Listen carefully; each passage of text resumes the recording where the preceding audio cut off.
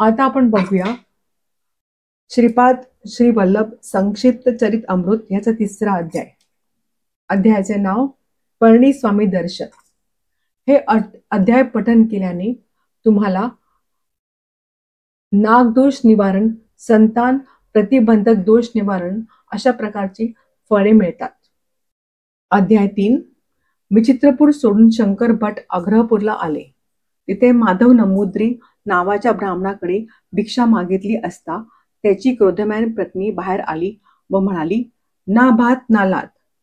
भिक्षा तर दिलीच नाही व पतीच्या डोक्यावर मडके फोडले व म्हणाली, या मडक्याच्या किमती एवढे पैसे आणून द्या.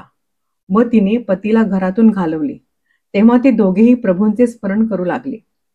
ते विचित्रपूर राजाचे दूत आले व म्हणाले, आमच्या युवराजांना बोलता येऊ लागले. ते दोघे राजाकडे गेले. राजा म्हणाला, एकाएकी युवराज बेशुद्ध झाला व त्याने सांगितलेले एक 16-17 वर्षाच्या देदीप्यमान अजानुबाहू यतीने राजपुत्राचा जिभेवर विभूती घातली व तो पूर्ण बरा झाला. ते यती दत्तप्रभूंच्या कलियुगातील अवतार श्रीपाद श्री वल्लभ आहेत. माधव नंबूद्री ब्राह्मण आमच्यासह चिदंबर गावी आला. तेथे पळणीस्वामींची भेट घेतली. ते म्हणाले, मी श्रीपादांच्या आज्ञेप्रमाणे लवकरच देहत्याग करणार आहे. श्रीपाद प्रभू जीवनमुक्त आहेत. सर्व सृष्टी तेच चालवतात. त्यांनी शंकर भटास कणाद सिद्धांताबाबत वर्णन करण्यास सांगितले. त्यावर उत्तर देताना शंकर भट म्हणाले, मी सांगितलेली माहिती दत्तप्रभूंनी माझ्या तोंडून बदवली होती हे स्वामींना ज्ञात आहे. तरुणास्वरूप स्वामींनी कणाद सिद्धांत सांगण्यास सुरुवात केली. ते म्हणाले, परमाणूपेक्षा सूक्ष्म अशा अणूंनी सृष्टी निर्माण झाली.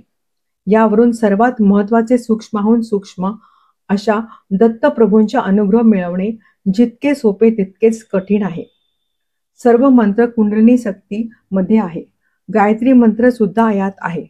त्यात 3 पाद आहेत असा समज आहे, पण त्यात 4था पाद आहे हा असा, परोराजसी सावधूम. चतुष्पाद गायत्री निर्गुण ब्रह्मास सूचित करते. कुंडलिनी शक्ती 24 तत्वांपासून या विश्वाची निर्मिती करते. गायत्री मंत्रात 24 अक्षरे आहेत. 24 संख्येला गोकुळ सुद्धा म्हणतात. गोकुळामध्ये परब्रह्म पराशक्ती हे श्रीपाद श्री वल्लभच आहेत. सर्व जीवांना 2, 4, 9, 8 संख्या आठवण करून देतात. श्रीपाद प्रभू पिटिकापुरम येथे मानव शरीराने अवतार घेण्यापूर्वी सुमारे 108 वर्षे या परदेशात आले होते. त्यावेळी आश्चर्यकारक घटना घडली. हिमालयातील महायोगी बद्रीनारायण मंदिरात ब्रह्मकमळे अर्पण करून पूजा करीत श्री श्रीपादाची पडत. मी त्यांना विचारले, ब्रह्मकमळ म्हणजे काय, ते कुठे मिळतात? त्यांनी सांगितले की श्री विष्णूंच्या नाभीतील कमळाला ब्रह्मकमळ असे म्हणतात. हिमालयात हे कमळ सापडते. ब्रह्मकमळाच्या दर्शनाने पापमुक्तता होते. श्री पळणीस्वामी पुढे म्हणाले, बाबा शंकरा, मी 10 दिवस समाधीत बसण्याचे ठरवले आहे. या काळात दर्शन घेण्याच्या आर्त इच्छेने कोणी आल्यास, साप चावून मृत झाल्यास मी समाधीत आहे सांगून मृतदेहास नदीच्या प्रवाहात अथवा जमिनीत पुरून ठेवावे. स्वामी समाधीस्थ झाल्यावर सर्पदंशाने माधव व आणखी एक मुलगा मृत झाला. त्या दोघांचे मृतदेह खड्डा खणून त्यात ठेवण्यात आले. 11व्या दिवशी पळणीस्वामी समाधीतून बाहेर येताच घडलेला सारा वृत्तांत सांगितला. ते म्हणाले, माधवाला श्रीपाद प्रभूंचे दर्शन स्थूल रूपाने होणार नव्हते, म्हणून सूक्ष्म रूपाने तो श्रीपाद प्रभूंच्या दर्शनास गेला. श्रीपाद प्रभूंच्या आज्ञेने नागराजास मुक्ती मिळाली. श्रीपाद प्रभू हे अल्पसंतोषी आहेत. थोड्या सेवेवर प्रसन्न होऊन ते अमाप फळ देतात. इच्छित वस्तूची समृद्धी म्हणजेच लक्ष्मीचा कृपा कटाक्ष. श्रीपाद श्री वल्लभांचे नामस्मरण लक्ष्मी, धन, ऐश्वर्य, समाधान प्रदान करणारे आहे. श्री शरणाच्या अनुग्रहाने माधवाच्या देहास जमिनीत पुरुणी काही झाले नाही.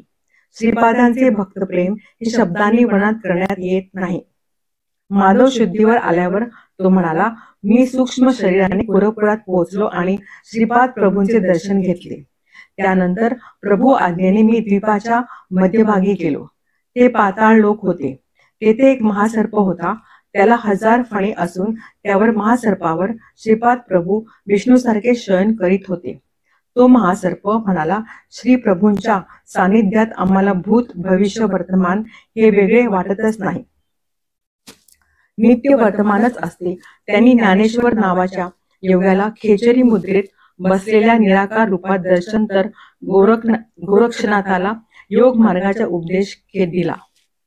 एका नागाने माधवास सांगितले, श्री प्रभू काही वर्ष पाण्यात राहिले.